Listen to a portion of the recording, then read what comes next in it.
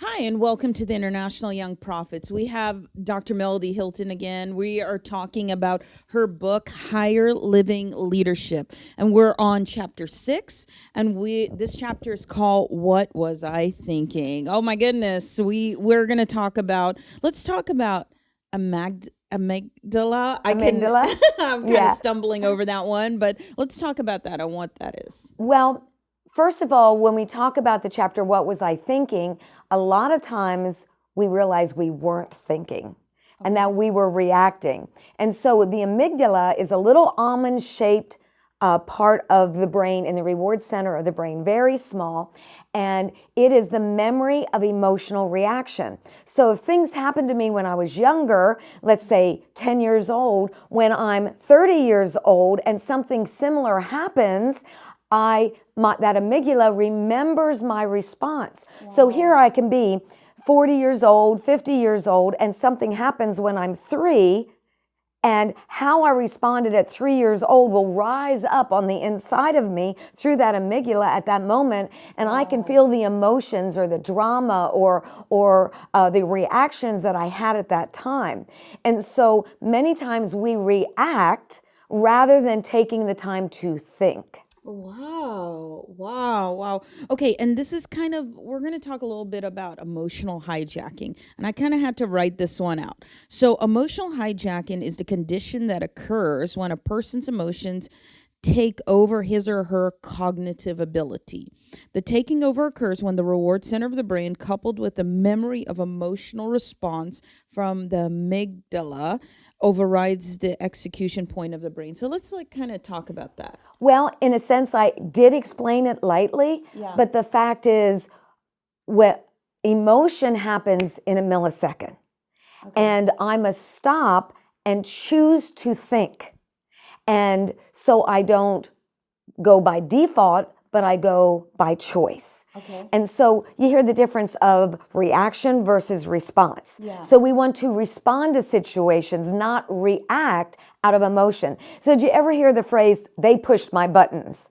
What it is I've been hurt before. I put my hand in the fire and I got burned. I don't want to go through that again. I don't want to have this experience again. That was painful for me. And now this situation right now seems like the exact same situation. And I don't want to be hurt again. I don't want to be burned again. So I react out of fear. I react out of the memory of emotional reaction rather than stopping, assessing, and submitting it to the executive portion of my brain to make a sound decision. So in life, we want to make wise decisions, make wise choices, rather than react out of emotion. Well, do you have maybe a story in your life that maybe you had to choose that? Because if somebody already has a fear in that area, maybe they don't even know how to cognitively respond correctly without fear, because if it's gone on that long, they probably fear has become truth to them in that. Exactly. So can you give a situation? Well, I'll kind of give you a little funny story, and it's really emotional hijacking. But I was in Africa, and every year when I'd go to Africa, we'd go on this amazing safari. And I took 2 young people with me that year.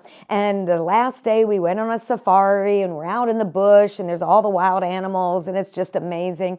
And the driver of the matatu, which is like a van, he was telling us about the water buffalo and how the water buffalo is a very volatile animal. And so if you see the water buffalo do this and this and this, they're giving you a warning saying you're in my space. Get out of my space. And if you don't respond to their warnings, they will attack. And so we're going through the bush and we come upon a water buffalo, and we're just like maybe 6-8 feet from the water buffalo. And I see the water buffalo shake his head, and I go, that's what the driver said they do. And this is all happening in a millisecond. And then I saw him stomp his feet, and I thought, oh my gosh, that's what they do when they want you to get out of their space. And in that moment, man, that water buffalo began to charge our matatu. And the driver put on the gas pedal, see, a fear response. Because, see, we got to recognize that to emotionally hijack or an amygdala hijack is really to protect us from physical danger. Okay.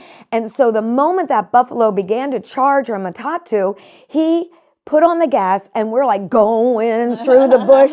And it was at rainy season and we were going in and out of these water holes. And it was an intense ride. And we came to a stop and this young woman who was sitting in the very back of that van, back, like 3 seats back in the matatu, when we finally stopped, here she is sitting between the driver and the front seat, up there between the passenger and the driver in the front seat. How she got from the very back of the van to the front, she doesn't remember. None of us know, but in a millisecond, man, she was up there.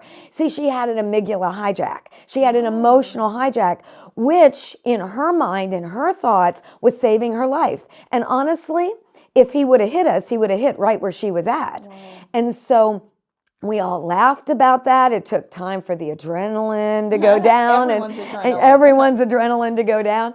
And so, but that saves us from physical danger. We might see a snake, we'll take off running or something like that.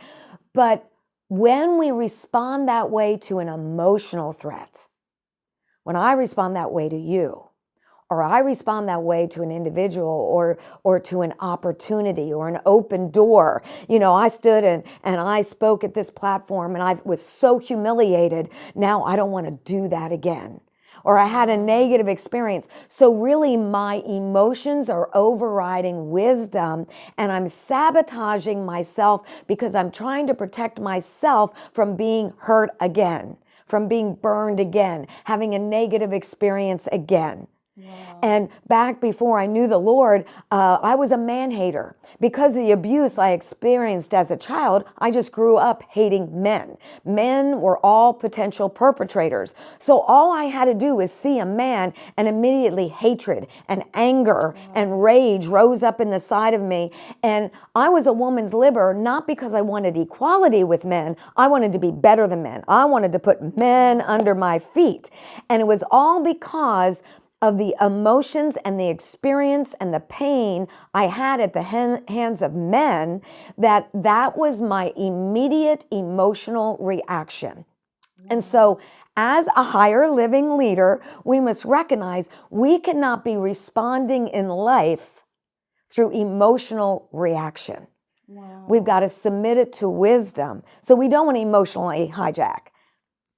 Okay. So when we talk about, I know emotional health and all that stuff. So when we have like maybe stress as a leader in our life, what are some things that you would tell leadership to have, like how to respond, with all these things, knowing, because when you're growing as a leader, you're having to face fears. You're having to go past your natural thing because God is trying to lift you up higher and higher. So when you get stressed, which is really a part of fear, how do you start dealing with that? Well, actually, there's 2 types of stress. Okay. One stress is fear-based. Okay. In fact, all stress has an element of fear, but there's something called eustress, E-U-S-T-R-E-S-S. Okay. And it's the type of stress a football player might feel. And it's what gives them that momentum to get that touchdown. Okay. Where you do things like beyond your ability. We might call it anointing. We feel this anointing and we don't act like us. We just step out and we do like, wow, I can't believe I just did that. That was so amazing. And it pushes us past emotional hijacking. It pushes us past negative fear to that place where there's a motivation inside of us to push through what we normally would not do to do it very well. So when we can determine the difference of negative fear-based stress and a eustress that literally pushes us to success. Wow. And so we can get rid of the negative fear and recognize if that's coming from a negative response of our past, we need to deal with that. So that would be just getting in the Word, getting what God says, getting what... Understanding the source. Yeah. A lot of people call it inner healing. But the fact is, when I can understand the source of my fear, I've already am empowered to overcome that fear. Wow. And the fact is, hey, we go sit down to be on TV. The fact is there's eustress kicking in. I step up to speak. There's eustress kicking in. Wow. And that is not a negative thing. It is an empowering thing. Wow, wow. I love that. What was I thinking? Chapter 6. We love having you, Dr. Melody, on the show. But thank you so much for joining us for this, and we'll see you next time.